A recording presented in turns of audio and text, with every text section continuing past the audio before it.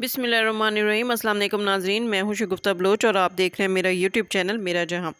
ناظرین، کراچی میں ایک سوٹ کیس میں ملنے والی لڑکی کی لاش جو ہے اس کی گتھی سلجھ چکی ہے۔ یہ 18 سالہ لڑکی کی جو لاش سوٹ کیس سے ملی ہے اس کی نہ صرف شناخت ہو چکی ہے بلکہ یہ بات بھی سامنے آ چکی ہے کہ یہ لڑکی جو ہے وہ اپنے گھر سے کس کے پاس ملنے گئی تھی اور کہاں سے وہ واپس آئی، اور اس کے بعد اس لڑکی کو جو ہے وہ سوٹ کیس میں کس نے ڈال کر سڑک پر پھینکا۔ آج کی ویڈیو میں آپ کو ان تمام تفصیلات سے آگاہ کیا جائے گا۔ ناظرین، کراچی میں ایک 18 سالہ لڑکی کی جو سوٹ کیس سے لاش برآمد ہوئی ہے اس کے بارے میں پولیس نے بتایا ہے کہ یہ 18 سالہ لڑکی جو ہے اس کا نام عریشہ ہے،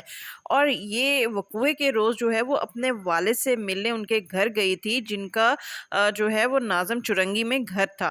اس لڑکی کے جو والدین ہیں، یعنی اس کی جو والدہ ہیں اور والد ہیں، ان کی آپس میں سیپریشن ہو چکی ہے، اور یہ لڑکی جو ہے وہ اپنی نانی کے ساتھ جو ہے کراچی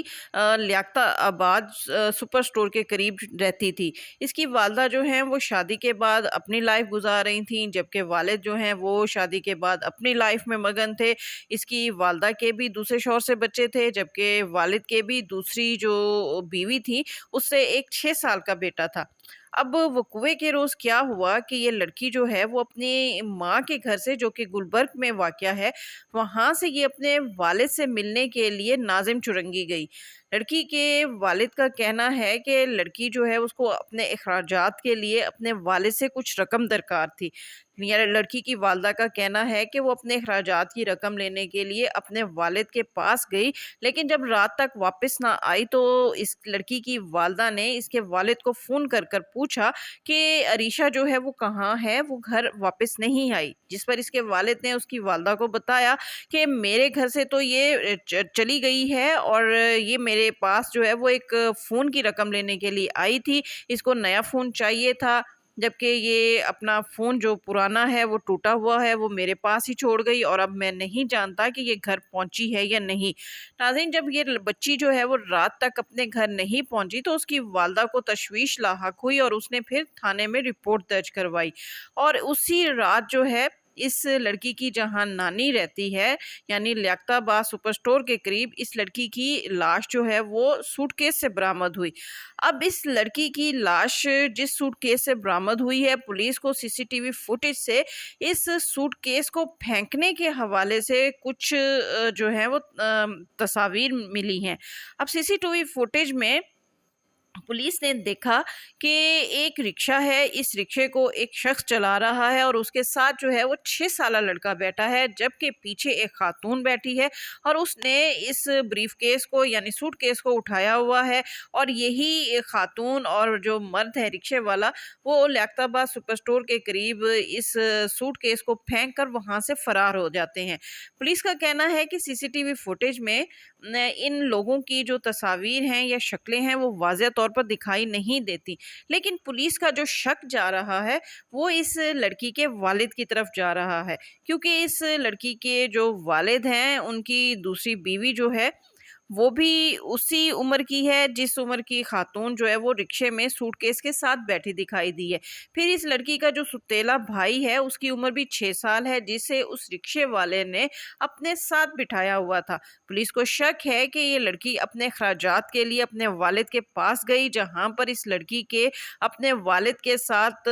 جو ہے کچھ اختلافات ہوئے، اور اس کے بعد اس کے والد نے اس لڑکی پر جو ہے وہ تشدد کیا، کیونکہ جب لڑکی کی لاش سوٹ کیس سے برآمد ہوئی تو اس کے ہاتھ جو ہے وہ پیچھے کی جانب رسی سے بندھے ہوئے تھے، اور اس کے جسم پر بری طرح تشدد کے نشانات پائے گئے تھے، یعنی مرنے سے قبل اس کو بری طرح تشدد کا نشانہ بنایا گیا، جس کی وجہ سے اس لڑکی کی موت واقع ہوئی۔ اس لڑکی کی جو والدہ ہے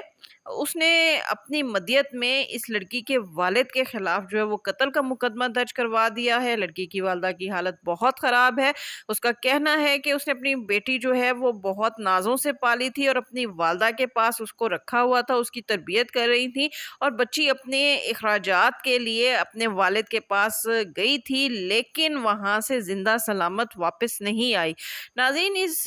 لڑکی کا جو ہے وہ پوسٹ مارٹم اب جلد ہونے والا ہے۔ اس لڑکی کے پوسٹ مارٹم کے بعد